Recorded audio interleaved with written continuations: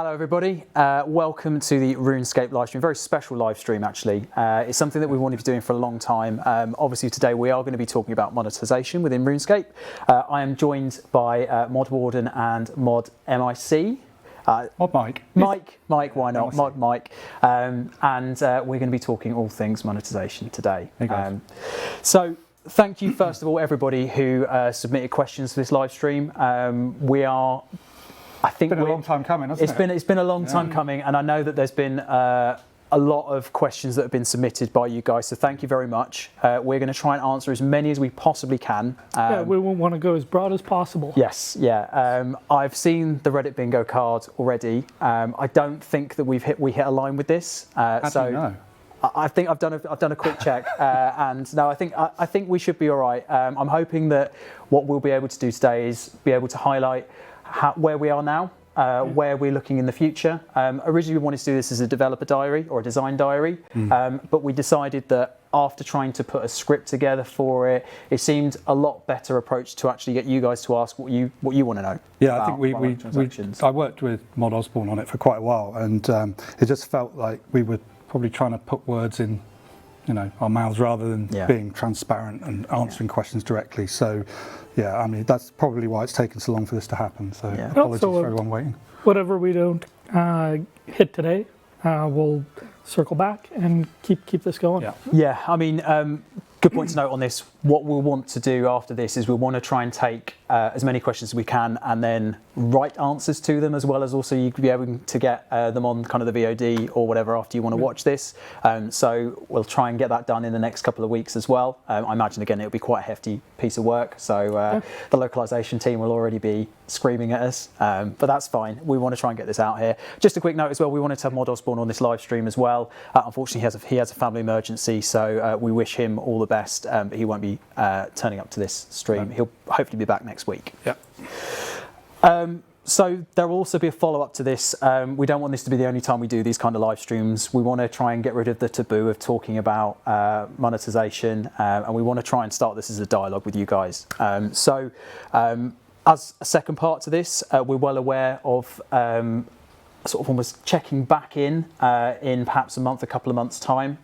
We want to try and make sure that this is more of a regular thing. So we'll be checking back on that, but there'll be more information on that later on in the live stream as well. That's right.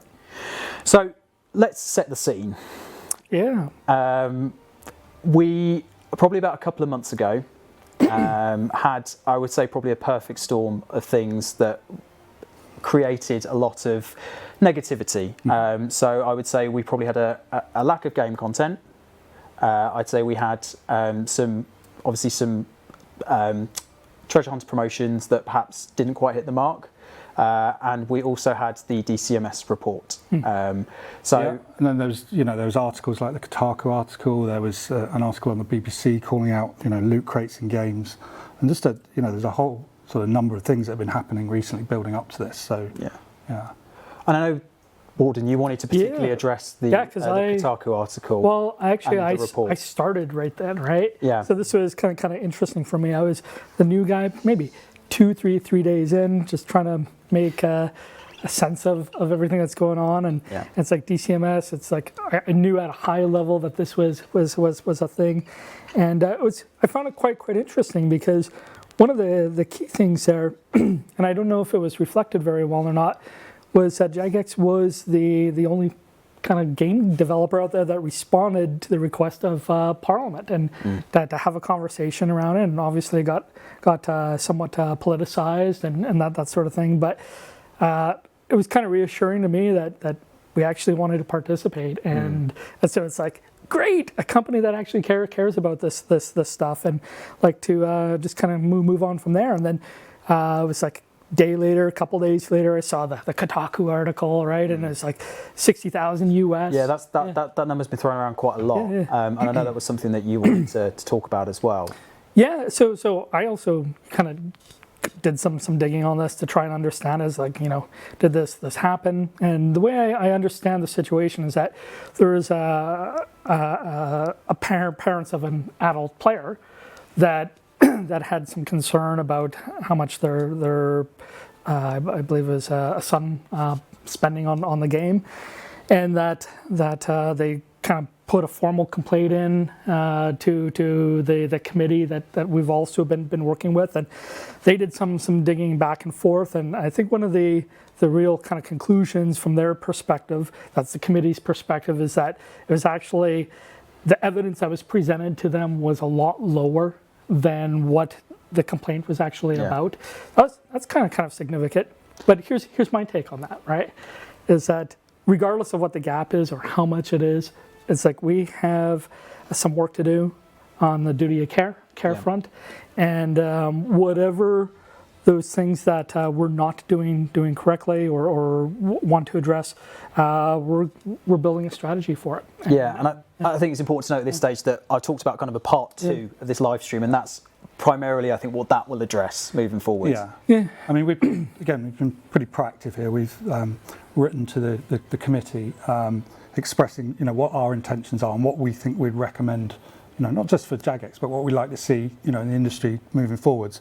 So obviously that's going to be discussed, and they're going to come back with recommendations. So that's when we'll come back and tell you the details of that. Yeah. It's easy to kind of like lay blame on groups of people and that sort of thing. But for me, it's that we need to be an active participant in this. We need to be a problem solver. We need to bring our product into alignment with the hopes and wishes of the government. And I would imagine that we continue to work with the governments around the world, as they bring core issues up to us and say, hey, you're out of alignment here. Our laws actually protect players differently, and I'd like to ensure that we're continuing down that path. It doesn't stop here. Yeah, I mean, do we want? I assume then you said obviously we want to try and keep alignment. Does that mean we want to be proactive? Absolutely. So rather than waiting and telling us what we need to do, is that we look at where we're out of line and what we can do to bring it back in. Okay, cool. So as I say, we'll try and address that again when we've got the details. Obviously, we have announced a general election in the UK, so we're not quite sure at this stage when those recommendations will likely come back to us. But as soon as they do, and we've got a cohesive plan together, then we'll come back on the live stream and address that with you guys. So I've also read what we've submitted, and actually, I really like the vibe about it, and I like the intent about it. And we just have to wait for a response before we can share it as well. Okay, cool. So I've got this next section, which is going to be called Debunking Myths. So there was a few questions that I thought were really, really meaty questions that I wanted to grab from Reddit, from the forums. But I wanted to put them to you guys, and you've kind of already told me how these things are perhaps differently perceived to players as they are internally. So I wanted to just see what your thoughts are on them. So the question from ET60,000 is, does any RuneScape monetization fund in any way old school? Well, I think the monetization in RuneScape, it does indirectly. Because it brings money into the company. It does. It drives the success of jagex as a business, and I think it's fairly open. You can search it on the internet, and you can see, the articles where we've talked about it. The company's done, very well over the last sort of 5 years, or beyond that as well. But particularly, we have become, a larger company, and that's been driven by not only subscription but other ways that our players pay for our content, including the monetization elements of RuneScape.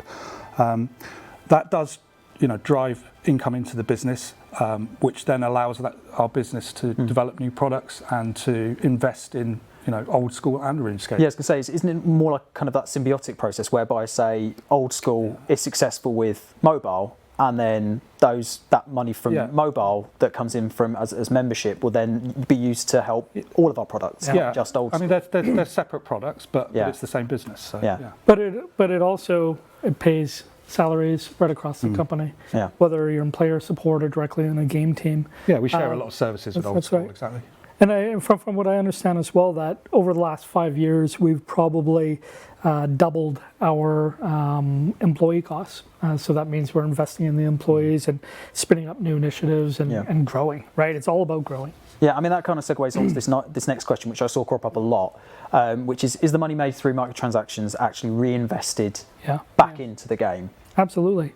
It gets invested primarily from what we pay in salaries. And we've brought a lot of new faces into the company. We also bring a lot of new skill sets in there. Those costs go up. We've increased the size of our teams. We've increased the size of our initiatives. Rather than just doing 1 or 2 things, we can do 3, 4, 5 things. So it goes directly and usually through employee costs. Mm. Yeah.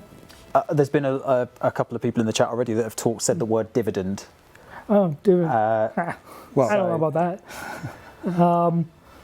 Dividends. No, I don't make anything off of it. Yeah, I mean, we operate, as lots of companies do. So that's not in any way an unusual situation. So, well, the other important part to subscription and MTX, right? And any company that is, going from a fledgling to where they might be 18, 20 years later, right? We've got revenue streams that come in from the form of subscription MTX, but we also get continued support and investment, right? We have a parent company that also supports us in these ways, and part of the scenario is that we're also showing our growth potential. So when we make an ask and say, hey, we want to add another team to do XYZ, we say, hey, we got to justify these hires, we got to justify the changes and priorities, and we have to just kind of put it all out there on the table. Now here's the thing. Myself and my team, we make the decisions for RuneScape. We have to get continual, buy-in, from Mod Pips and my head of development. We have a lot of support, and it's not one of these scenarios where it's like we can go wild, right? But if there is key changes in roadmaps that are matched to expectations, to where our growth targets are, and we do those yearly, we're in the state of doing 2020 planning right now. So that's it's just a continual alignment process. Yeah. Okay. And in terms of the membership versus microtransactions, I know that we were looking at some of the other offerings in the industry. Well, it's not just about kind of building composites of what this is. I can speak from personal involvement in what these balances look like. So the percentages between, let's say, MTX and subscription, or MTX and a premium box product, are roughly the same. They usually turn into like 45 premium, 55 MTX, or they're 50-50, or they're 60-40, usually on the high end. I don't see much more than 60-40, but there's some variance there. Where we are currently, we're at about 50-50. I think we have been for a while as well. It varies a little bit year on year. But I would imagine as we continue to grow that we would move more towards a 60-40. Not saying that that's our target by any means, but we'll have some growth and adjustments in there. There's also, to point out, when we look at our revenue splits, there's a portion of our MTX revenue that is actually variable. And that variable amount can come from activities we've done in prior years even, that we can only recognize on the books when a certain set of actions happen. Do you have an example? Yeah. Cosmetics is a good one. Yeah, cosmetics, yeah. That's right. Bonds as well. Yeah. I mean, it's a sort of financial complication, but we have rules we have to follow there. And we want players to absorb the value of things like cosmetics for a long enough period to recognise the value of them. So we don't claim the revenue for them immediately, basically. Yeah. Okay. I just think I want to double back on something. This kind of balance of revenue, where I'm not saying this is where we're going to land, but I'd imagine we'll have changes over time. Might be a little more at one point, a little bit under elsewhere. Yeah. But the point I want to get across, within these ranges, these are pretty industry norms. If folks are really interested in kind of looking at market data, stuff that I look at are things from Newzoo, Super Data. I look at anything that I can find on Statista to kind of see where we land. Okay, and obviously as part of this, you now have a work Twitter account as well, a jagex-based Twitter account. So I suppose if anybody has any additional questions based on this kind of thing, you are keep it coming. Yeah, able to come in and jump in. And also we've got the email address as well. So we have Ask Warden. Ask Mod Warden. Ask Mod Warden. I should know that. I set that up. But askmodwarden@jagex.com if you have any additional questions at all. The final one that I have on this kind of section of meaty big questions is something that I saw crop up, and I wanted to get your take on it. Was the question: is jagex milking their players? Well, yeah, it's quite a big question.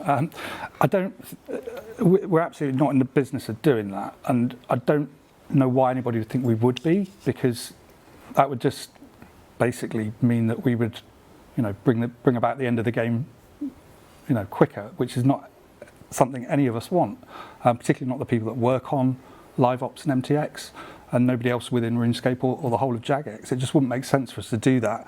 I mean, I can understand why people sometimes see that things like microtransactions are dominating and that the balance is wrong, and we'll talk about that in a lot more detail. So superficially it might occur that way, but I know from experience, and I'm sure Mod Warden does as well, that there are many companies that are far more aggressive than jagex is with microtransactions, and I think we try and take a responsible position on it, and we'll continue to do that. And I think, hopefully this is the first sort of real engagement we've had about this subject, and, try and establish a bit of trust that we will be, we take it seriously and we want to fix where it's wrong. Yeah, and obviously we'll be defined by our actions rather than what our words are. So, and I would also say that I don't think we have enough even science applied to what we do. Like we do what we can, but it's like, I can't see how this is can really be a thing. And to be frank, I've worked for a number of game companies, and I haven't seen it there either. And some of them are definitely more aggressive in certain spaces, but I just didn't see that as a common practice. Yeah. Okay, so I want to try and focus this in a little bit, and I want to take a look at the live ops team as a whole, because I know that we've obviously done the design diary for the Epic team, the Epic Content team, and we originally, when we set out to do the design diaries, we wanted to introduce each of the teams individually. This is kind of your platform, Mick, to be able to tell us a little bit about what the live ops team does, what their responsibilities are, the kind of characteristics of the people in the team, anyone that you think is worth a particular shout out. Well, firstly, I'll shout out the team because they are, I think, my favourite team in the business. So they're currently called the Live Ops team. It's a kind of newly reformed team of content developers, artists, testers, and designers that I think originally were called MTX a few years ago. We've also changed the name a couple of times, so you might know them as Live Events.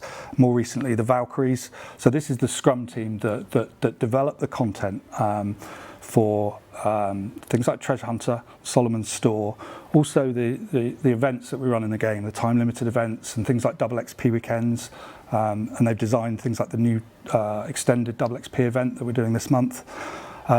And also work on other things that support other parts of the business. So things like Premier Club, you can bingo that, Twitch Prime, and right through to things like our charity events. So all of this is coming from that team. They're a really great bunch of guys. They're the team I've worked with the longest at jagex. They're extremely experienced RuneScape players. Several of them are very high level. Like approaching max accounts, and some of them are max accounts. So these guys know the game inside out, and that's not just through MTX progression. If anybody thinks that's the case, these are people that genuinely understand the game. So they're a team much like the other developers, testers, and artists in the business. So they work very closely with the episodic content team. They operate in a pretty similar kind of fashion. So they work in like 2-week sprints of development work. They then do reviews where they share that work with the rest of the team, and they take on feedback from everybody else. So yeah, they're pretty much like the other teams. Yeah, I think they offer a really good counter perspective to things, and and do their best to try to put themselves in player shoes. And they are our players. When you mentioned the extended double XP event, oh yeah, I personally don't think I've seen as positive reaction to something for a long time as the extended double XP. So yeah. I suppose I was going to come back to this later, but I suppose seeing as you mentioned it, yeah, we could talk about it. It's worth talking about it now.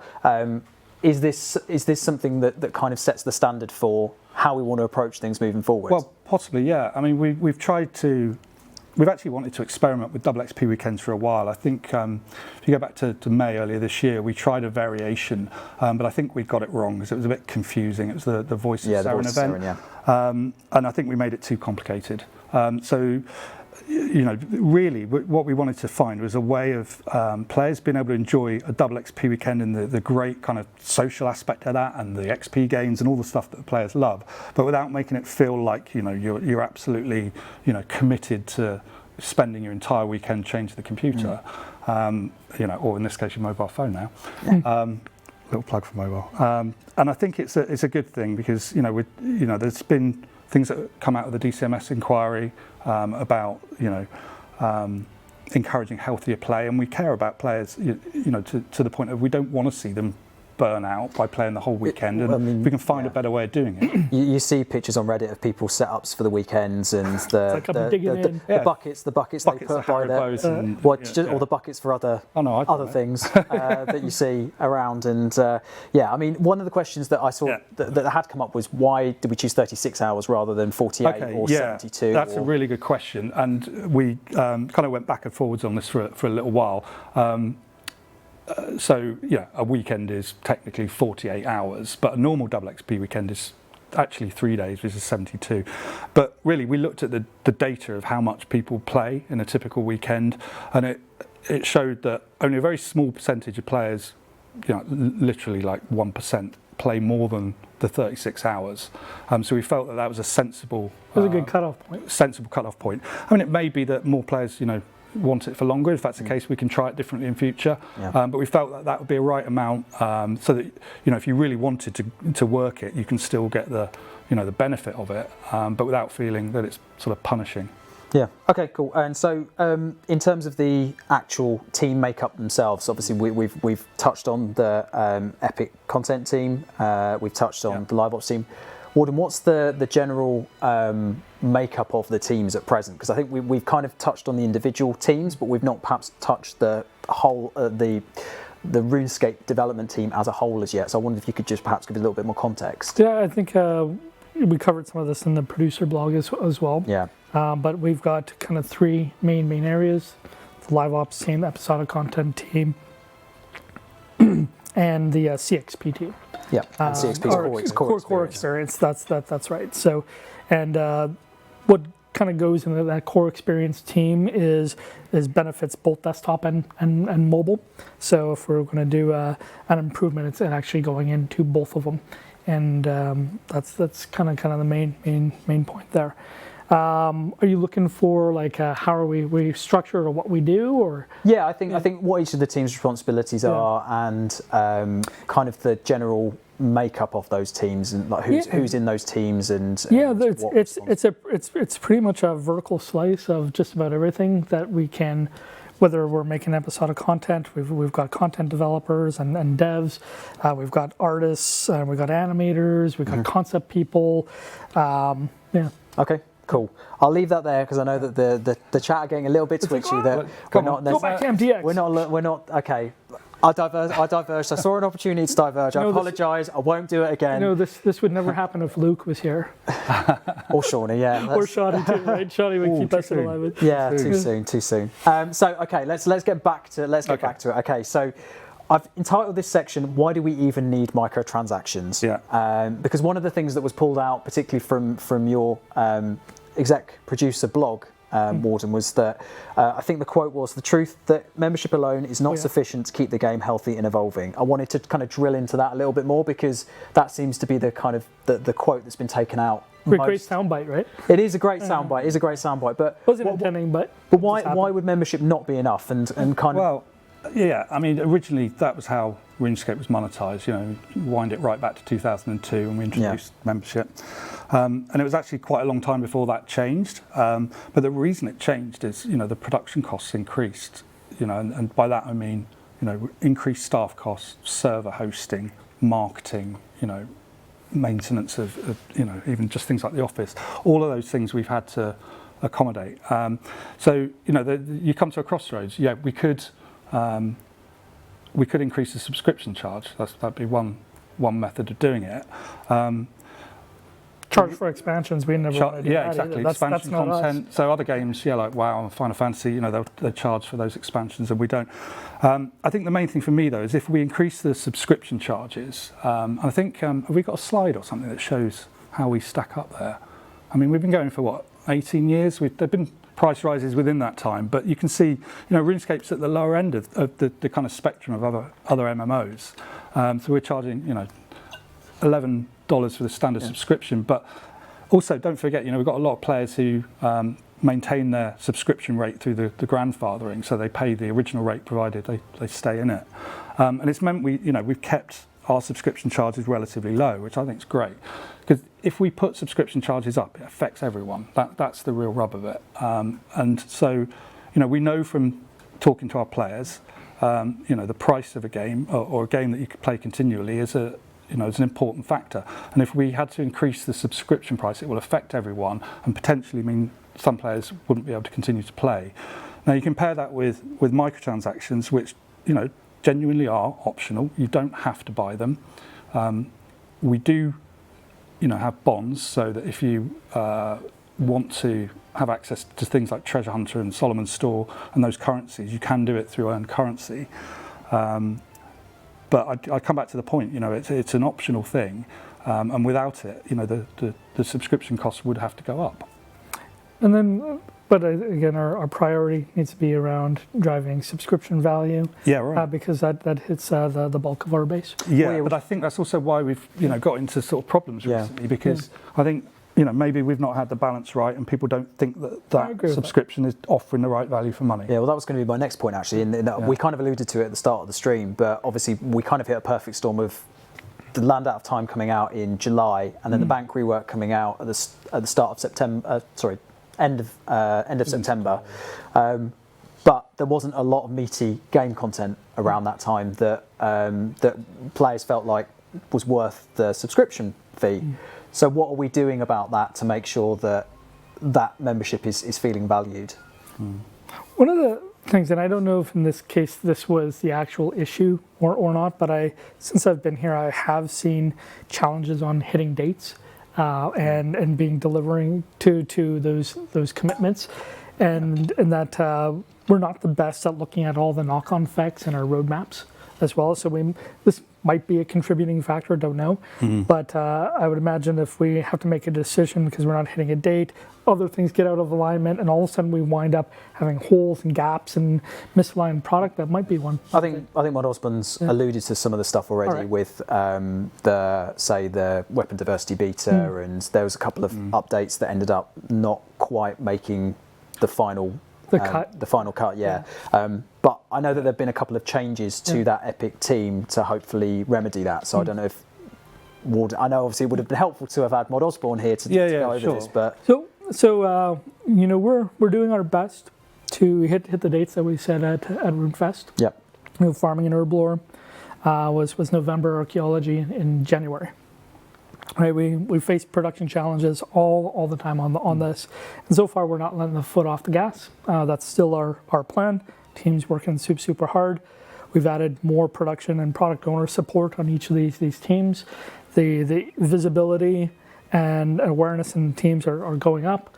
I'm seeing us, we call them burn up charts. We're hitting more and more of our objectives, and so I think that's very promising. Okay. We mentioned about. Sorry, I'm just trying to read questions that are coming up as well.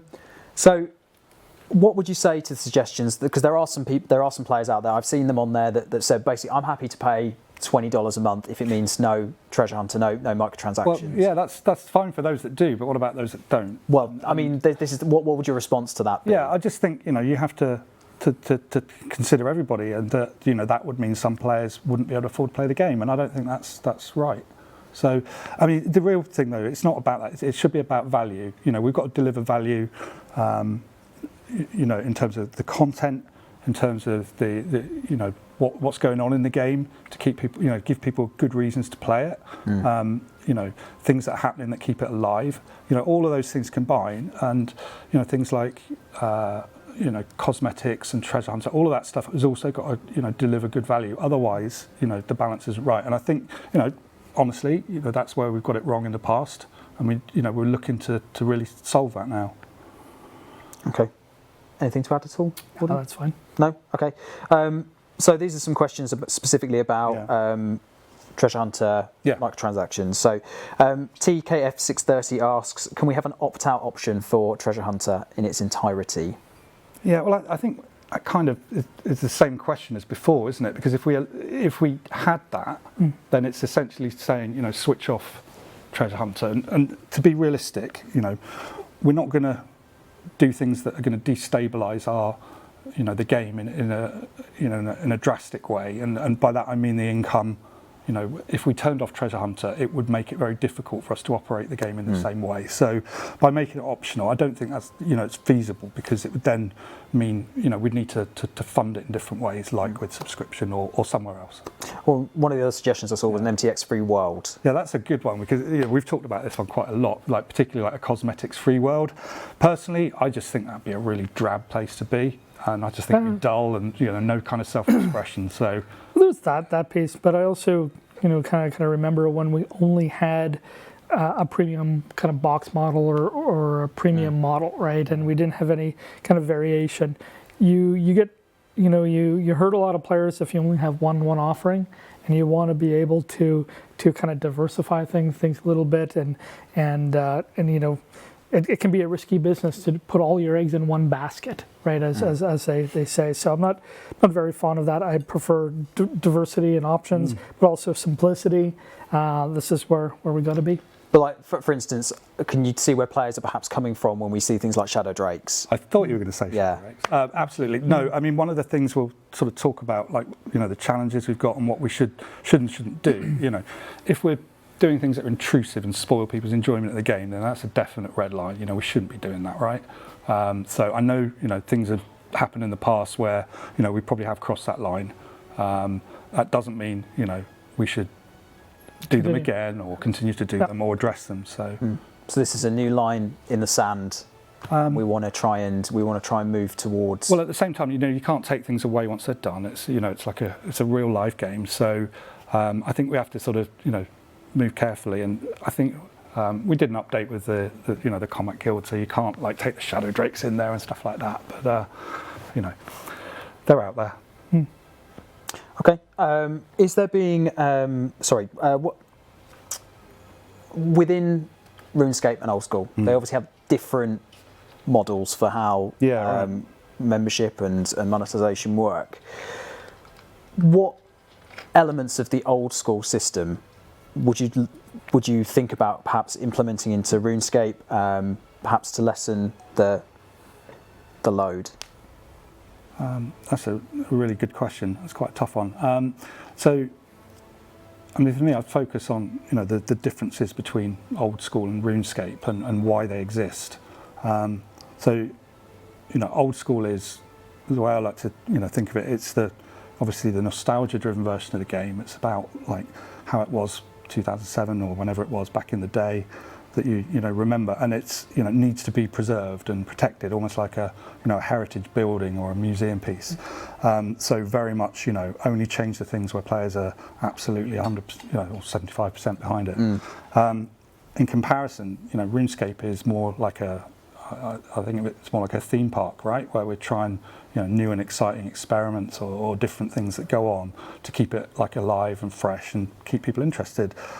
So they're very different things, and I think that requires different ways of looking at it. We also different player bases, and also we want to make it more welcoming to people who are playing for free. Again, it's not something we've really done well in the past, but I think certainly now we're moving out into the mobile space. We need to be much more accepting to players using that kind of free model. And I think that's why it supports a kind of different system. Yeah, and the data that we get from partners and so on that tell us the same thing, is that you got to make a better effort on your free model. Yeah, right. Okay. So in terms of, let's park that for the time being, and let's talk about what we want to do moving forward. Specifics. Yes. Sure. So we've obviously got to a point where we are, and I know that there's been a lot of work behind the scenes to try to establish where we want to be with monetization. So I wonder if Mod MIC, if you're able to kind of highlight where, kind of, I suppose, where we would like to be moving forward with monetization. What's the values, right? Yeah, I think we've never been really clear about what our kind of philosophy is, or what our what we're aiming to do with it. We've kind of just kept going with adding bits on here and there to and that's probably why it's always created a bit of friction, I think. So I think there's a few things, like Mod Warden said, we need to establish some ground rules, some values. What is it we're trying to do?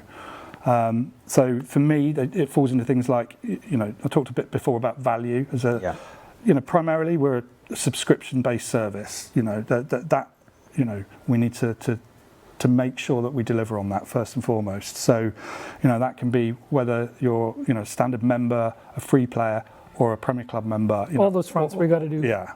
So make sure everyone's getting a really good deal. Live ops to me is about engagement, and by that I mean having reasons to play the game, and not just another quest or whatever, but things that make people get together in the game, things that give you good reasons to participate in events and take part with your clan and that kind of stuff. So really it's about delivering the right kind of content there. The changing activities. It's like alternative engagement, right? Yeah. Right. And I think there's even some issues around how we've handled that maybe this year with things like Halloween and stuff that we probably want to tackle. I got a lot of those questions about Halloween, why we didn't have it and or make a big showing, right? So and I definitely think that fits within the scope of the live ops team.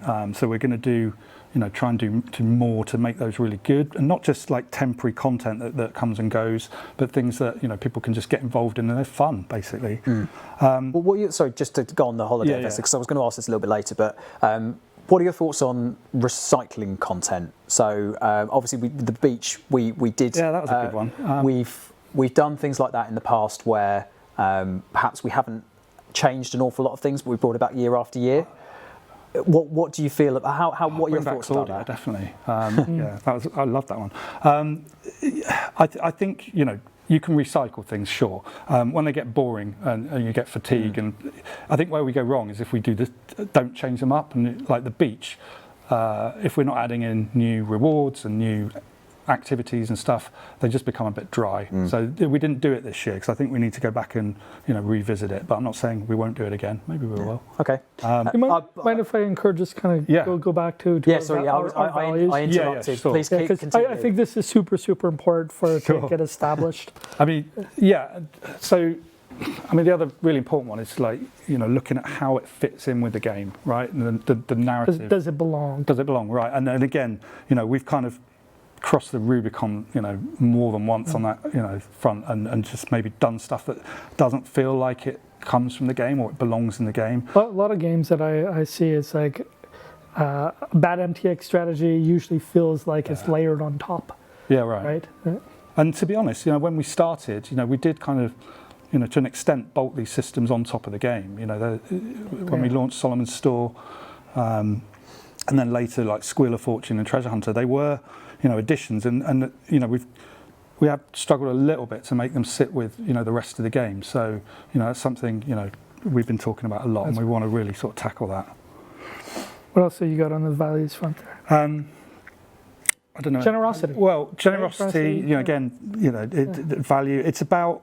I mean, we talked a lot with Mod Osborne about how we make certain content available in game through non-paid methods. So things like the elite skilling outfits, we've done quite a lot of work to bring those into game, but I don't think we've got it quite right yet. I mean, that took a while, didn't it? I think it took ages, and you know, even then it seemed to come with lots of caveats, and you know, people weren't clear on how it worked and when things would be available, and you know, is it a minimum of 4 months or is it? You know, it's too confusing. So we kind of need a much better, more transparent system where you know, we can feed that content through the game, and that doesn't mean if you pay for something that, you know, we're then going to make it immediately available to other people for free, because I think that would you know, not be a good experience. Do you foresee us talking to our players more about the kind of intricate design of what we're bringing? So like you mentioned transparency, are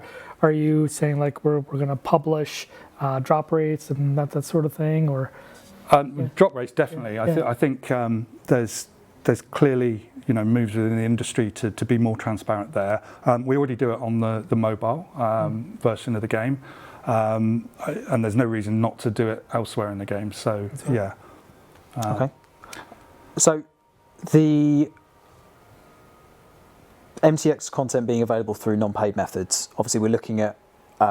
We've done some stuff with Auras in the past. In the most recent past, I think in July, was it? We brought the Majora Aura. Are there additional plans to do that kind of thing more often? Well, there's one bit that we probably want to talk about. I think there's a question about this already, about the loyalty store and the auras that are kind of tied up in that. And this is something that's been an issue for quite a while, and we need to get it solved soon. So, you know, we do want to make certain auras available via in-game methods, so high-level combat auras. So I know we've got a plan with Mod Osborne for how we can do that. I'm not sure of the times yet, but that will be happening. There's going to be some that might fit well as premium auras that we would sell for bonds, because I think that, you know, that was even players had suggested to us that for the Majora, you know, it should cost at least 3 bonds, and you know, and that's what we did. So, you know, tackle all of those, but they would all come with a way to be able to get them in game through. Yeah, depending on what they are. So if we can find a fit, so within the game there's a good sort of reason, you know, you do an activity and it unlocks something. I think that's a far better way of doing it than just simply having to wait until the membership counter ticks up. We had a couple of questions about the rare items store as well, about refreshing the content that's on there, making it feel more worthwhile. Are there any plans for that? Yeah, and actually, you know, there's so many stores, and there's Solomon's store, the Loyalty store, and Oddment store. These are all things that, personally, I want to see them all sort of come together and have a much more kind of whole, you know, rounded system to tackle that. You know, so it's less each other maybe. Yeah, less fractured and fragmented. And you know, we've got so many of these systems that go back years. You know, we just need to have a bit of a clean up and make it all less confusing, less complex, but bring them together in a way that's a bit more interesting. I want to kind of think about something too, right? It's so we talk a lot about plans and ideas and things like that. How do you see us communicating more with players about what's in progress, where we're the state of development on something, right? It's not about dates and times, but more about how things are changing. I personally like to see some roadmaps or some sort of state change. Right? Maybe I'm jumping the gun on this, but no, I think JD, we talked about this earlier in the year. Nothing speaks better than action. Right? You know, I think we've done a pretty rubbish job at conveying our development roadmap, and not just for microtransactions and live op stuff, but actually just throughout. I think there's plenty of good examples out of there. The dev team needs to change around this, and this is something that I've got to own as well, right? Because I've got the production team that I work directly with, and we've got to be in the business of, you know, publishing better production roadmaps internally, so everyone knows what they got on their plate at any given time, knowing where our dependencies are, and then there's kind of like a more simplified view that we use to bubble up to our leadership team, so they have confidence in what we're doing, and then there's an element I think that we just got to get in front of players, and really it's more about, okay, what phase you're in. You're saying you're doing X, Y, Z. Where are you with with that, and then we can see those state changes. I mean, I really like the CC Please model. I do too. And I think that we've had discussions about what we can do to do something that is similar to that. Yeah. Well, I think the thing it does is it just makes the communication easier. I think people are okay if things are delayed or late, so long as you tell them. Like, you know, if we there's explain it, good reason and what, you know, trade-offs or what, you know, I'd like to see us, if we have to pivot for any reason, right? We just kind of go back to the community and, you know, hey, we did X, Y, and Z, but maybe we have some new assumptions or something they missed, or hopefully that we've got some feedback on direction that was that we need to address as well. So if we're in those situations, we just gotta kind of be grounded and bring it back. Yeah. And you talked about the Oddment store as well. Obviously, we did an update to that at the start of the month. Yeah. Sorry, start of last month. Yeah, the Oddment store is an interesting one. Funnily enough, it started out as a treasure hunter promotion itself, where the team wanted to try some new mechanics and, you know, that kind of concept of, you know, the stuff I get that I don't want, instead of just trading it for gold, which was almost valueless and pointless. You know, being able to use it and get other rewards, and it's kind of led us, you know, to something we want to try and experiment more with, and I'm talking about direct purchase of those type of items that are normally reserved to treasure hunter. Now I know this is quite contentious, and that, you know, I've spoken about this on Reddit, which was fun, but I think there are ways to do it. And if you look at what's going on with other you know, other games, you know, out there, people are experimenting with this as an alternative, and you know, the Oddment store and some of the stuff we've done there, you know, it's trying to experiment with that idea. I think the next step for us is to look at, you know, what things can we make available in what quantities and how do we limit them. You know, so you'd need to have, you know, fairly well controlled caps, otherwise it would become too pay to win or too easy or whatever. So, you know, the team are looking at the moment, and they're going to be continuing to change that and develop it, and then, you know, making the oddments easier to obtain might even be something that we can do for bonds, and then, you know, just see where that takes us. I think that's something that would then allow us to shift the focus away from the conventional treasure hunter promotions and the loot crates and the system that we've got. So yeah, I realise, you know, it's still a fairly contentious area, and we need to sort of, you know, tread fairly carefully, not to sort of break systems and, you know, unbalance the game. But I think it's one way forward where we can, you know, try and evolve the kind of strategy and the system that we've got. And you say plans are in place already for that? Yeah. So we should be making further changes to the Oddment store. It will be within the next few months. I'm not going to sort of pin it down to a particular date. Okay, and you mentioned about loot boxes and treasure hunter. I want to talk about sort of RNG, treasure hunter. What are we doing to make sure that sense of luck and chance is removed as much as possible from something like a treasure hunter? So we want to, again, it's about experimenting, right, and trying out new things. So we think there's a ways of delivering content. You know, you've still got things like daily keys, and you've still got players, you know, wanting to take advantage of, you know, the progression and the speed advantages and all that sort of stuff. But you can try different methods of doing it without the loot crate or without the RNG. I think that the RNG element needs to take on a different shape. Yeah, totally different shape. I think the industry's evolving quite a bit on whether or not RNG belongs at all, but I think it needs to take a different shape, and it's more than just being about transparent about that. It should not be the driver of the negative aspects of what we do with our models. Yeah, and I'm interested as well. Obviously, this is one of the since Mod Warden's come in. How long have you been at jagex now? 2 months. 2 months. Has this kind of been, this plan been put in place? How long in the past has this kind of approach been? Actually, you know, I certainly can't take credit for all the things. I'm accelerating and driving focus, right?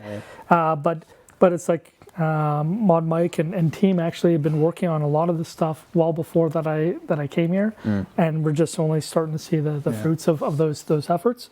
And I think if there's anything, it's like I kind of light some fires under everybody, right? Yeah. And say, hey, this is a really good idea.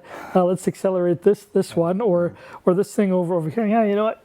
Let's not do this kind of stuff anymore. And I think that's what I'm bringing to the table at the moment. I mean, we've talked about like Treasure Hunter evolving or Treasure Hunter Mark II for like years now. Like Mod Salem was here and talked about it. And I mean, I don't know whether people are aware, but we have explored different designs for Treasure Hunter, and you know, we actually got quite far down the road, and you know, with an evolution of Treasure Hunter, but it took us in the direction we weren't comfortable with, and actually we pulled back from it and said we're not going to do that because it actually made it more, if you like, loot box heavy, and that happened around the time when you know, there was a real sort of kickback against it within the industry, and we just felt it wasn't the right thing to do. I mean, we probably should have been a bit more, again, transparent about sharing those plans, but we kind of pulled back on that. We've actually gone back and looked at, you know, what can we do that really would change that up and do things differently. And there are going to be things that you'll start to see, you know, over the course of the next sort of couple of months that really will show that we're looking to change that up. How soon do you think we'll start seeing the first one? Oh gosh, you do want to pin me down, don't you? Of course, I do. Let's say by the end of the month, shall we? All right. How's that? Sounds good. I think we'll go on to that in a sec. So, what in your opinion is fine to put on Treasure Hunter, for instance, and what isn't fine? So we've never had a kind of, again, a hard sort of set of rules and you know, agreements on what that is. I think I go right back to when we first started looking at this, and I was talking to, you know, guys like Mod Timbo, you know, and the Combat Council, and you know, we take a lot of advice from them on what they feel is fair and what's not fair. I mean, things like best in slot combat gear is something we've always tried to avoid, and I think we'll continue to do that. And I know, you know, a lot of people were concerned about the Virtus armor that we did with the Crystal Capsules promo. Now, I'm happy to sort of talk about that a little bit, because we haven't actually done those kind of, you know, luckies and chaotics on Treasure Hunter for quite a few years now, and in fact, you know, some players have been sort of asking, you know, when are we going to get more of those, and you know, why aren't there more things for us to you know, chase down? So we wanted to look at that. We hadn't, you know, increased the kind of max tier beyond what it was before for several years. But ultimately, it isn't the best in slot, right? It's the 5th best in slot. So I didn't feel that it was hugely sort of, you know, problematic. And just to address it, we don't currently have any plans to do the you know, the other ones, the Pernix and the Torva. Yeah, I can't remember. There aren't any current plans to do those. That doesn't mean we won't, but I mean, tell us, give us the feedback. If you think you know, you want them, let us know. If you don't want us to do them, let us know. But you know, I think so long as we're not going best in slot, I think you know. Lots of no's, don't do it. Yeah, I mean, what I think we're also going to be setting up a Discord room as well, to try and have a bit more real-time interaction with you guys, so you don't have to wait for live streams to perhaps get answers on some of the questions that you might want. So what we'll do, probably won't be tonight, but what we'll try and do is set up a room in the a channel, in the RuneScape Discord, where we can kind of come in and out. It's already been set up. Molperky has said that it's. Did I pronounce that right? Yeah. Yes. Has already set it up, so it should be in there already. We might not be in there tonight because. Who knows what time we might finish, but we'll try to make sure that we do respond to some of your, as many as we can. So please hop in there, ask any questions the way that you have. We'll keep going with our stuff that we've got though. So the next section that I have is called Cosmetics versus Other Types of Promotion. So a question from Lithuanian. How well did the Catwalk promo do in comparison to kind of a bog standard XP promo? Well, I think it did really well, because a lot of players said that if this was how we're going to do things in future, they'd be right behind it. So I think, that was really cool. I suspect you probably mean how to do in terms of income and stuff, though. Reading between the lines, probably I think this is what the question is being asked as. I mean, this is nothing new. We know that cosmetics on Treasure Hunter don't get as much engagement. Not as many players are so bothered about them. More players on Treasure Hunter, they're actually after the progression. And we'll come into why that is, but so we know that in terms of income they don't do as well. We can also put them on Solomon's store, and we know roughly what kind of engagement that drives. We also do things like the time limited events, the in-game events where we tend to focus on cosmetic rewards, and they do pretty well. Tend to do better than if we just put them. So what you're saying, it's almost about like the delivery of those cosmetics is something that we need to be looking at. For me, it's about engagement, right? It's about things that encourage you to play the game for the reward, rather than just press button, get reward. In terms of as I say, kind of performance again. We did another cosmetic promo in I think August with the Rete Ronin armor. How did it do in comparison to that? It's pretty similar, actually. It's about the same. And in fact, we do cosmetic promos on Treasure Hunter probably more often than people think.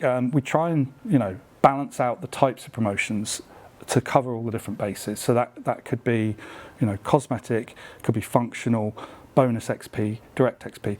There's a mix of those things that I think makes up the right balance. And I think where we've let ourselves down in the past is we've kind of got in a kind of cycle of either recycling or just using the stuff that we know is just going to be an easy win. And there's good reasons for that. It's mainly, we've not been giving the team enough support, and that's, both in development and, promotional support.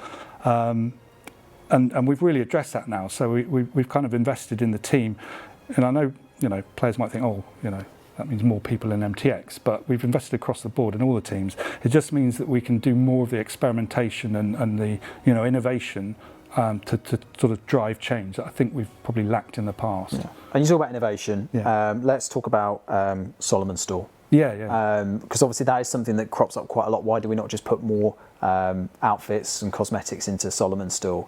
Yeah, I'm not a big fan of Solomon's store, and mainly current form. Yeah, it's a bit out of date, let's say. It's pretty clunky. It's only on the web. Yeah, it's only on the web. The discoverability is terrible. Let's face it, it's pretty much not fit for purpose. If you're playing on mobile, you have to go via the wardrobe to purchase stuff like the cosmetics. So, we're well aware that's got to be fixed.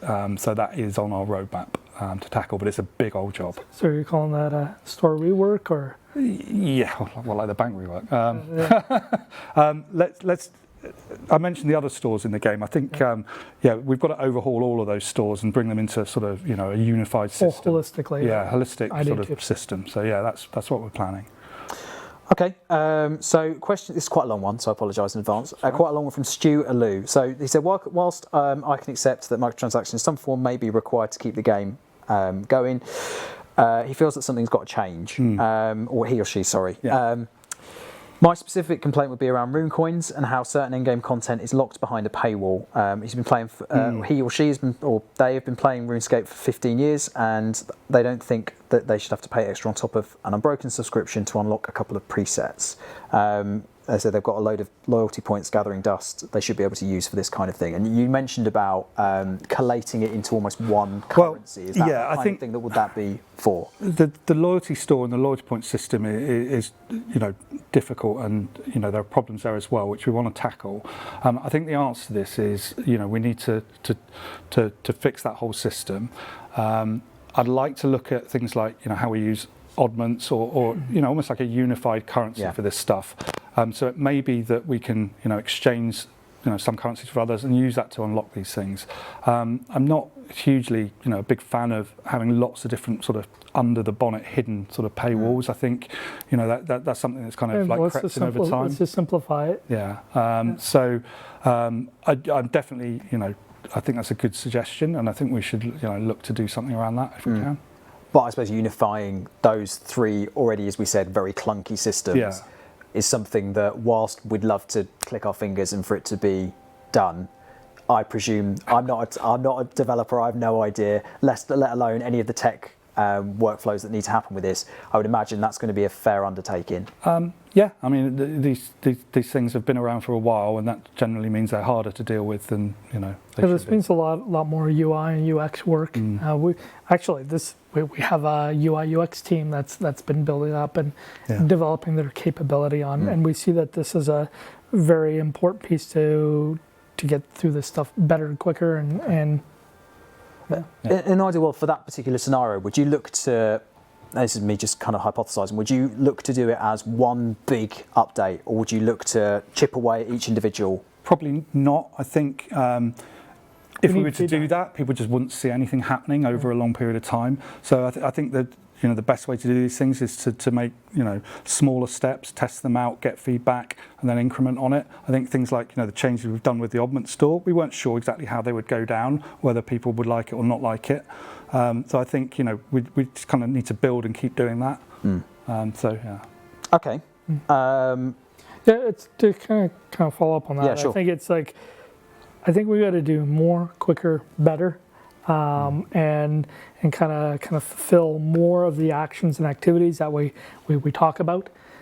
So I would say, like, if we got maybe some of this is over complex in the way we develop things as well that are preventing us. So we can look at our pipelines and how we develop things, see if there's some savings there, so we can put more out in front of the player, get some feedback sooner.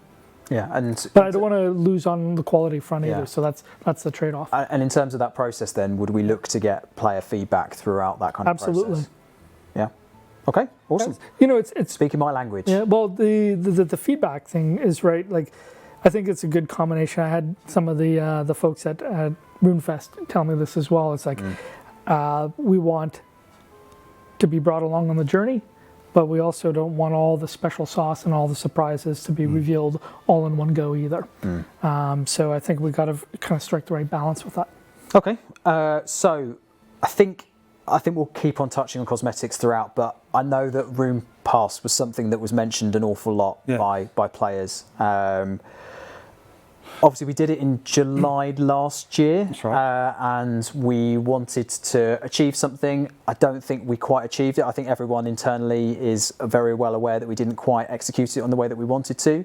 What was your take on Rune Pass? Yeah, so I was personally a bit kind of disappointed with how we handled it. I think there was an opportunity there to use it as a way to test out something new, which potentially quite exciting. I think in our kind of haste to maybe jump on the bandwagon, we didn't put enough time in to really plan it well and execute it well. So there were a few things we learned. I don't think we explained well enough what we were trying to achieve with we called it a pilot, and it was like a 2-week version of a battle pass. But I don't think we communicated that well enough with players. I don't think we delivered nearly enough content in there. So again, the value was just way under what you'd expect, and that's both for the people paying for the access, the premier access, and those on the free track as well. There just wasn't enough reward in it, so it just didn't feel worth doing. The tasks themselves were a bit grindy and a bit dull, and then I think because of the reaction, we kind of just backed off, and then we've kind of let that one sit there without really talking about it. I also think there was a big opportunity there for us to add value for our Premier Club members. Not adding a new revenue stream, but adding value to something else. To just something else. Yeah. So I think we should have made it free for Premier Club members, definitely. Okay. So if we were looking to do it again, well, we are looking at those systems, and we're planning to do something around that. The main thing is it's really got to deliver the right amount of content and the right amount of rewards. So we are working on a battle pass system, something that would sit well with the game and that we can run as events throughout the year. We're part of the existing system again, not a new separate. I mean, the other question was about how we carried on with Treasure Hunter while we were doing that test, which a lot of people thought was unfair, and we should address that. Yeah. Because It's one of my questions. Okay, I'm just probably jumping the gun. No, fine. Go ahead. Yeah, the thing is, it's kind of about achieving a balance, and if we suddenly turn off Treasure Hunter, then the income that is there, you need that to come from the other side, right? So whatever new system you're testing has got to guarantee to deliver the same thing. And with a new thing, you just don't know.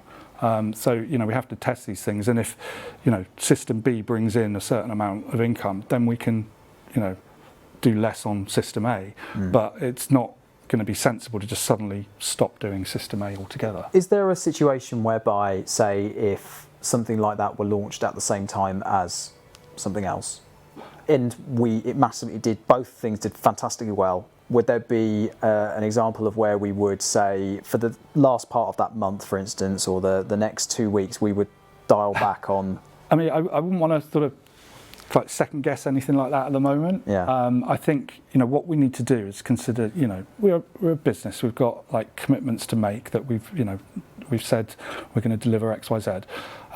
If we can prove out new systems that are successful, then that means that we can decrease the reliance and the frequency and intensity of other things. In this case, people are looking for us to do stuff with Treasure Hunter.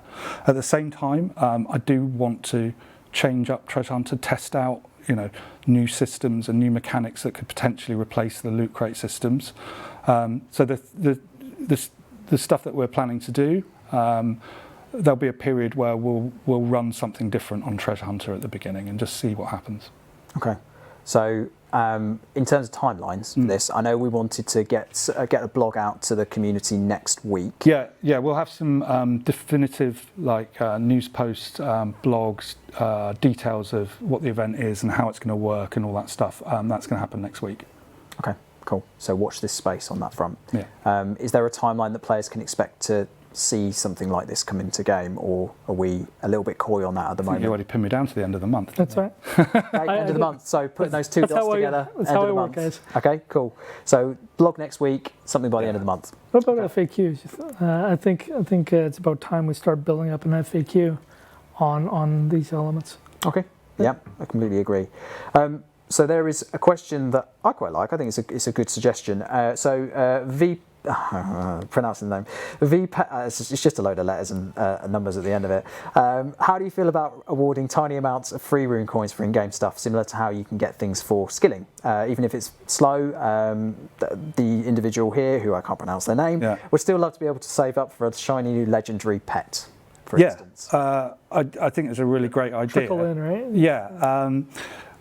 I think once we've cleaned up the currency system that we've got, we can definitely, do things like that. I think rune coins, for whatever reason, can be tricky to work with. But that's only, for internal reasons. I think the idea is sound. Whether we do it for rune coins or oddments or whatever else, I think, you can already earn. You get free treasure hunter keys for doing certain things. I think we probably need to do a bit more of that and make things like that. So having a more earned paths that are very clear. Yeah, well, the rewards gameplay as well. I think that's really important as well. Like if players are going in and investing the time into the game, then they should be rewarded. I think it should be. I mean, that's my personal view. Yep. I don't know. Totally agree. Yeah. Yeah. Okay. So there is a question from Tonix that says, would it be possible if you could remove lamps from Treasure Hunter but keep stars? Because obviously the implication of direct XP versus bonus XP means that there's still an element of gameplay attached to it. Do you see a world in which that happens? It's it's a tricky one. I know I'm going to be Mr. Popular for saying it, but a lot of players value their time more than anything else. It's something we know from talking to players and doing surveys and stuff like that. Other than price, the reason a lot of people stop playing RuneScape is because they don't have time. It's just a really important commodity, and so things that give them speed and progression are important. I think there are ways you can do that are maybe less obtuse than just like press button get bacon. So I think that we probably need to look at those in a bit more detail. It's about balance, and I think if you look at what we've done with the Oddment store, we've kind of weighted the things that you can get. The stars and the bonus XP items are lower than the lamps. So we're already kind of pushing in that direction, but it's not something you can just suddenly go, okay, we'll turn that off and see what happens, because it just kind of, it destabilizes things. Okay. So I've got some other suggestions for things that players have suggested that we can have as viable content in game. More combat animations. Yeah, so that kind of counts as cosmetics. I think they sit really well within those kind of systems, like the kind of battle pass things, and things where it has an impact on cosmetically how you play, but expression and exactly. More bank presets. If people want them, do they need more bank presets, or I think that was one of the presets in general. That was one of the bits of feedback I think from the bank. Improvements update is more presets. Yeah. Okay. Let me chat to the team about that one, because maybe there's ways we can just expand that. Yeah. I see lots of yeses on that. I'd say hell yes, lots of yeses. Good feedback. Okay. So an alternative refer a friend system that is not gameable. So exploited, you mean? So at the moment, if you, I think it's 10% extra XP you get for every friend that you refer for an X amount of time. That's right. Yeah, so, we see people setting up sort of fake accounts to do particularly around like double XP weekends and things like that. So is there anything that we can do with that refer a friend system which seems a bit more? I think again it's another thing that's in need of a bit of an overhaul, something a bit more modern. It's a fresh idea. Yeah, really gamify it. Have tiers of rewards instead of just like straight, Well, this is for me. I feel quite passionate about refer a friend, because I think that's how I get into quite a few games myself. And because you're not going to get better advocates for a game than your mates, are you? Right. And if we are looking to try and build a base of players, word of mouth is important. Yeah, and if we're looking to try and do that, we should have something that supports that. Yeah. And in my personal opinion, it's massively out of date. So I'd like us to put a little bit more. It's up on the board. Right. Okay, it's up on the board. It's good. It's up on the board. Okay, cool. Other ones are replica or retro overrides. Oh, blimey. So we did some of those a while back, and the art guys on our team just nearly rioted. They were like, please don't ever make us do those again. But no, I think they're cool. And I think maybe, they have their place. I think if... it's the sort of thing we'd do for special occasions, as commemorative stuff. 20th birthday's not too far away. What? Yeah. And then finally, interface colours and themes. There were a couple of questions later on, I think, that I won't have a chance to ask. But those ones, I think we've talked about in the past. I'm not a particular fan of monetizing like the UI itself. Sorry, the convenience. changes there. I think people were alluding to something like Darkscape, where everything was slightly different, tinted. It's mainly because it's problematic in terms of how the game then is presented, and keeping track of that on different formats, like mobile and stuff like that becomes difficult. I just think it's adding complications and complexity to stuff that we don't need to. Oh, we were talking about paywalls as well earlier. Is that kind of flies in the face of that again, I suppose? Yeah. That's probably not something I'd want to add in. Okay. I've got this section which is entitled Communication and Scheduling. So a lot of players, I think, have seen obviously the regular promotion schedule over the last sort of 3 or 4 months, but without that additional content to kind of supplement it in terms of game content. In terms of that balance, what are the things we're doing now to make sure that doesn't happen again, where players feel like they're not getting that value? I know I've kind of half-arsed that before, but I think it's important to kind of circle back to it. So, we've got to look at 2020, definitely, like holistically, right, and make sure that there's a solid roadmap that hits more of the things that the players ask for. I think that's where we gotta focus on. By ask for, you mean like things like the survey, for instance? Exactly. Taking a lot of the feedback from the player survey. Now, we gotta again not just serve one audience or the ones that just want to speak about those things. So it's like, how do we do a bunch of this that gets satisfy a lot of the need of the current base, and then and see where we can go with some new players as well. Okay. Yeah. This one, I think, was the one that was kind of hit us as a CM team hardest. But in terms of the pushing continuing that promotional schedule when, say, we know the players aren't necessarily the happiest with how things are going. Is that something which we are looking to continue to do? We're looking to be a bit more reactive with things sometimes. I think the main, well, certainly from my point of view, is, you know, in the past we've kind of knee-jerk reacted to things, and I just don't think that's a good idea, you know, for any reason, whether it's MTX or related to anything else. You know, we are operating a business and we need to continue that business. I think we need to, when these sort of situations happen, we need to obviously listen really carefully and see what's really going on. But I think the worst thing we can do is just suddenly go, oh, okay, we'll do this in response. It's just not the right, you know, a good way to do things. And like pop-ups, emails, that's kind of a slightly different thing, but obviously that there are players who have their gaming experience hampered in some way by, say, a pop-up. Or right. Yeah. I mean, I said earlier, you know, we don't want to. Don't want to be that. Be intrusive, and I know, you know, again, we've probably not always got that right. We do try and make sure that those kind of messages are only targeted at players that will get the benefit from them. But again, you know, we've probably not done a good enough job with that. If we double back to the question you asked me more about what am I doing, what are we doing? Yeah. One of the things I noticed, so it's like we had a nice offsite with the team on Monday. First thing I had was like, what do we know about our game, about our roadmaps, and how they, so everyone's kind of putting up their cards and where things are lining up. We often develop strategies that are kind of independent of each other. So we don't have a strategy that is episodic content as it relates to the live ops strategy or the core experience strategy. And it's like we need something that's more cohesive and aligned to each other and supporting each other. So that will go down to what initiatives we put up on the board that we're going to deliver in 2020, but they're also reinforcing what each team is doing. So I'd say that would be one of the biggest changes to look forward to. Okay. And in terms of the 2020 plans, obviously we're getting to the point where those are starting to be more concrete. I would actually say not as concrete that I'd like, actually, because it's like I'm 2 months in. Yeah, so there's only so much I can absorb. More concrete than they were perhaps this time last. Yes, I'm actually transitioning. Okay, I think I know roughly what's been going on, right? Yeah. And so it goes back to intent. The intent is to do better in this area, focus on delivering more and more of the core value.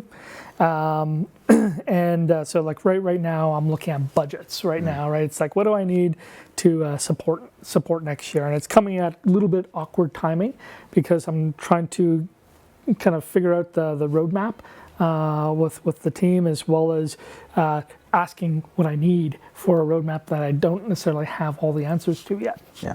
Okay. So in terms of communicating that to the player base, when we have those plans finalised, we'll look to go to and shout about him from the rooftop. At some point, right, is that it's like, okay, what does 2020 look like? Mod Warden's been saying stuff about value and difference and that sort of thing. I do believe that we have to get it to that point where we're comfortable and can stand behind it. Yeah. Well, it kind of leads on nicely to this next question, actually, from Lubricated Horse, which is, I think, a fantastic name. But do you have any plans to give kind of regular reports, FAQs, etc., on the issue of monetization? I think a lot of the outrage, not just recently, but for a long time, has stemmed from a lack of communication on this matter. And if concerns were answered at a regular interval, it would have had less of a negative impact on the community and the game. I completely agree, if I'm being honest. Yeah, it's a very fair comment. And I'll just go back to a point I made earlier, though.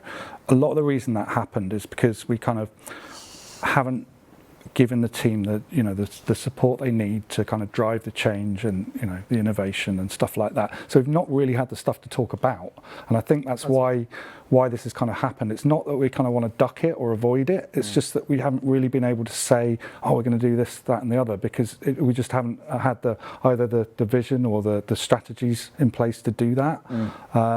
Now that we're making that much more possible, we're going to have more things to discuss and talk about. So I'm more than happy to do it. I also think that we went through this little bit of an era where we've had internal leadership stability challenges, right? And everyone's trying to keep things afloat. They wanted to get a new EP. They had to wait for me to show up. That took a number of months to work out, right?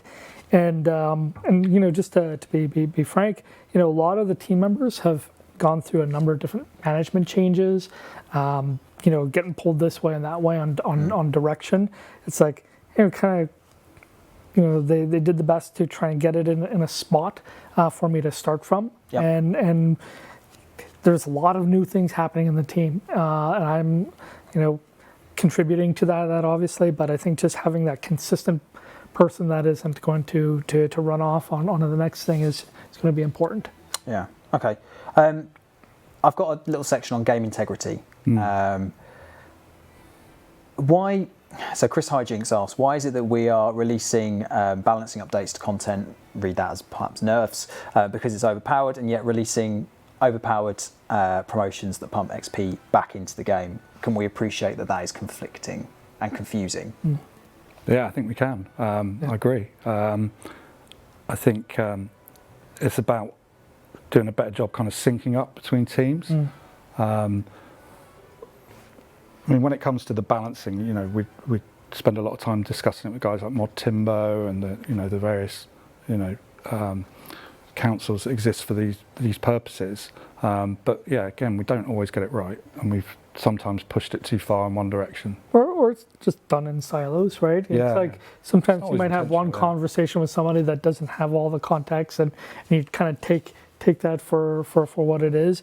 And again, it's just, who are the key decision makers in the room? Who are the smart people in the room on the subject and have the history and experience with it? Just got to get them in more tighter in a loop together. Well, I mean, as I say, take of this what you will, but I've noticed that there's been a lot more in the last couple of months, sessions where people have actually been talking to each other, where I think perhaps beforehand there's been a lot of work that's been going on in kind of silos within the development team, and also from the publishing team, the community management team as well. And I think we've started to get a little bit more cohesive with everything that's been going on. I mean, one of the things we did earlier this year was just change the structure of the team slightly so they're more mixed up and integrated with different skills.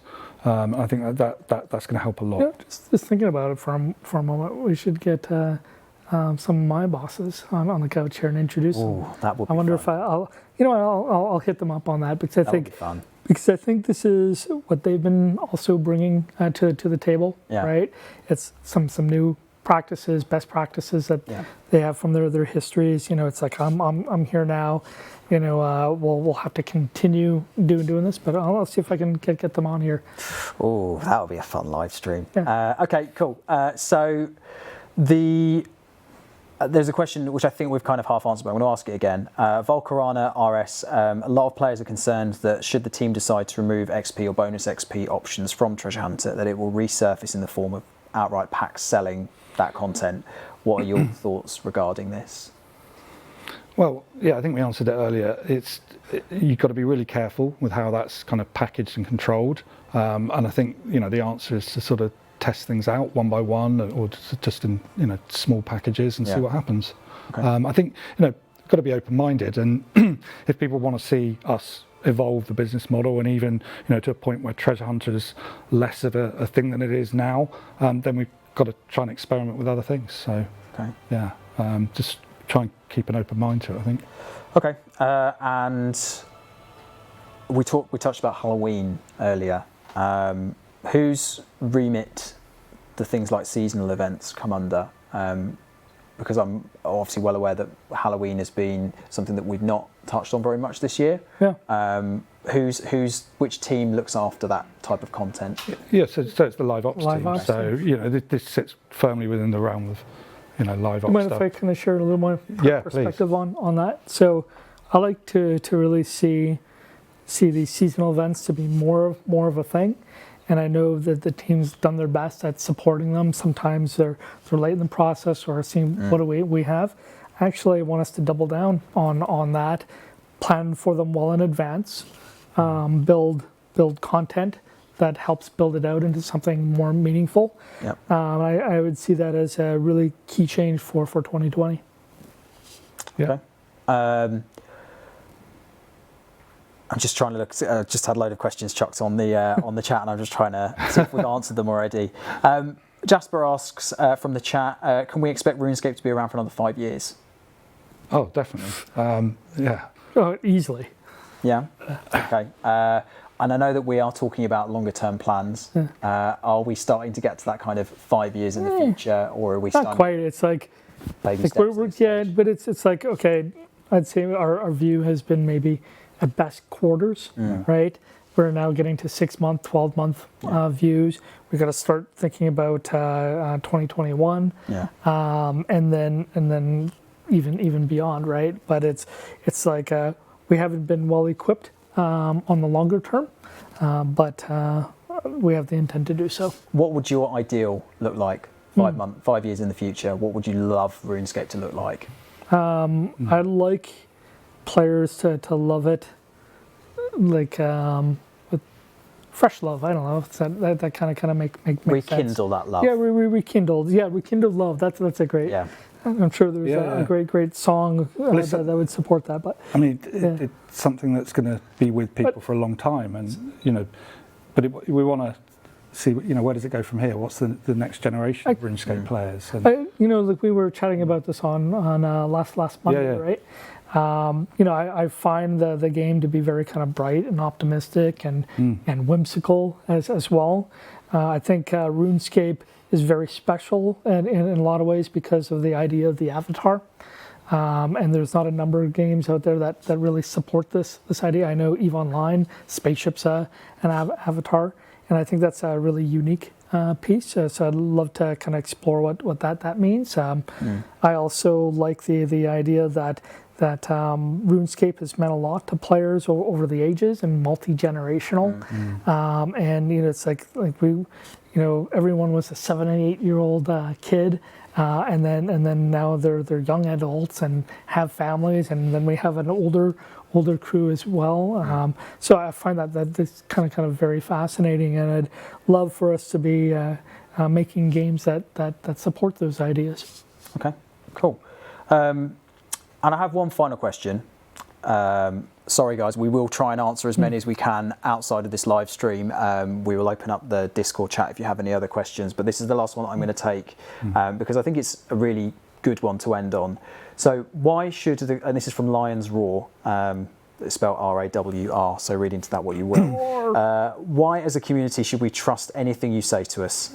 In the past, promises have been made and yet nothing's been done to keep them. What indicates that this time round is going to be any different? Action has to be action. Action. Yep. Right? That's, it's about hitting dates, commitments, taking the feedback, and just doing better on all those fronts. But it's all about action.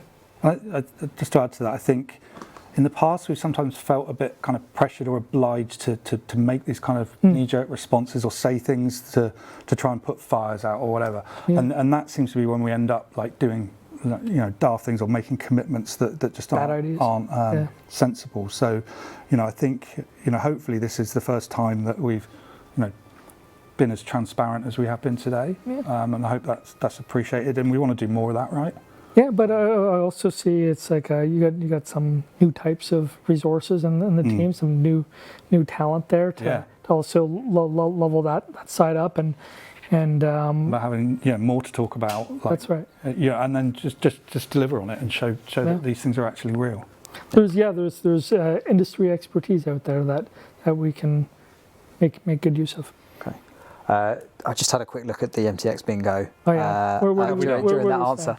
I don't think we've made a line. I haven't heard Perky say bingo, say house yet. How close are we? Is like one, two? I've not kept track. I'm hoping at least that we've not kind of lapsed into platitudes and the kind of things that we would perhaps have done in the past. I hope we've been able to give you guys a little bit more of an insight as to how things currently are, how things work, but also how we want them to work moving forward. I think that's the most important thing really, is this is where we are, this is where we want to get to. We're doing stuff now to make sure that those things are happening.